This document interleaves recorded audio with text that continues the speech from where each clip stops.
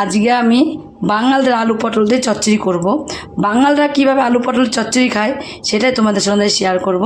তোমরা প্রথম থেকে শেষ পর্যন্ত পুরো ভিডিওটাকে দেখতে থাকো। এখানে আমি তার জন্য আলু নিয়েছি 4টে, পটল নিয়েছি 3টে।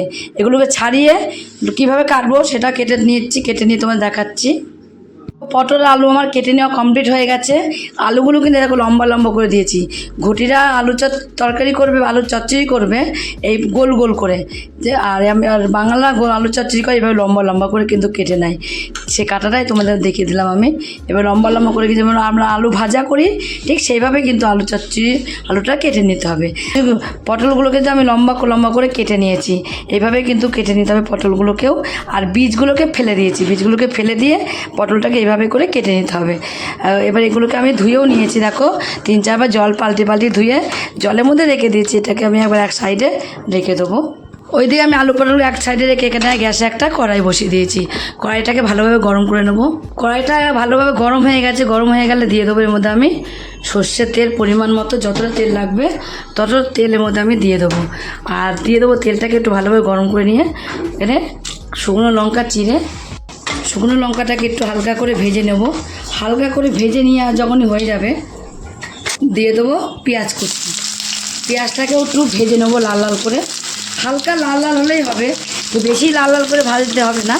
অল্প একটু সময় ভাজলে দেখবে একটু কালার চলে আসবে হালকা একটু, তাহলেই হয়ে যাবে।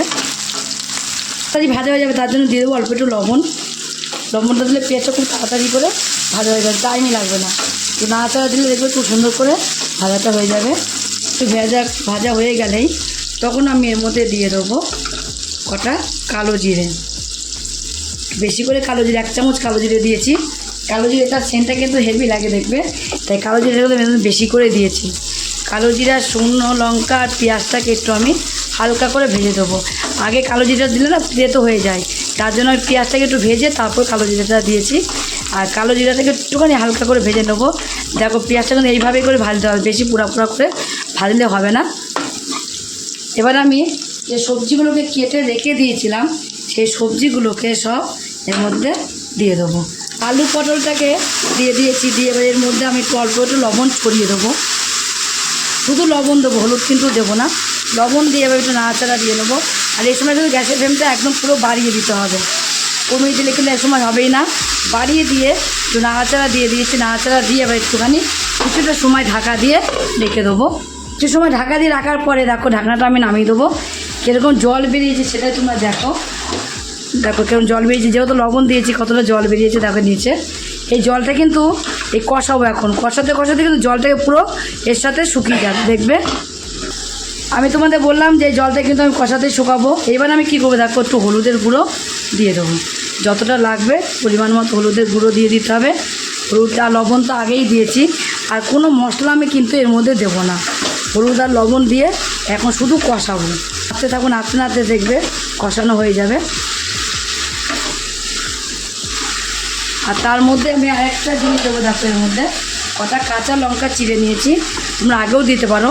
আমি এবার কাঁচা লঙ্কা চিরা কটা এর মধ্যে দিয়ে দেবো। তো তোমাদের আমি কিছু সময় পরে দেখাচ্ছি। এখন এক ফোঁটা যে জলটা ছিল সেই জলটা কিন্তু এখন আর নেই। কষাতে জলটা দেখো এখন দেখো তেল বেরোচ্ছে। এখন যেটা বেরোচ্ছে সেটা তেল, জলটা একদমই শুকিয়ে গেছে কষাতে। আর একটু তেল বেরিয়েছে, কিন্তু আরেকটু আমাকে কষিয়ে নিতে হবে। এবার আমি গ্যাসটাকে একটু লো ফ্লেমে দিয়ে কষাবো, হাই ফ্লেমে দিয়ে কিন্তু কষালে হবে না। হাই ফ্লেমে দিয়ে কষাতে গেলে পুড়ে যাবে, যেহেতু এর মধ্যে জল নেই, এক ফোঁটাও তেল আছে, তার জন্য একটু ভালোভাবে কষিয়ে নেবে। এই কষাটাই কিন্তু মেন।